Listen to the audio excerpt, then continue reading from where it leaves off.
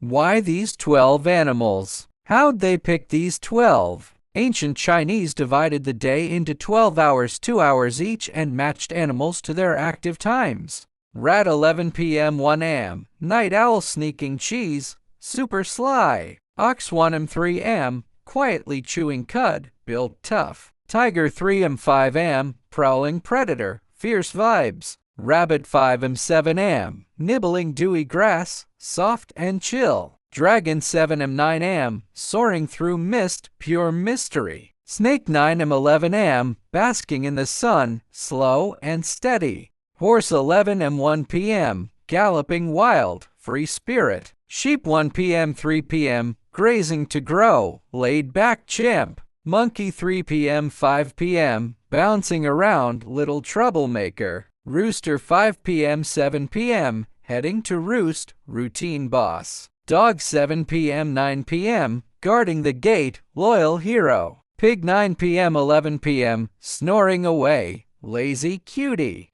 Vocab drop.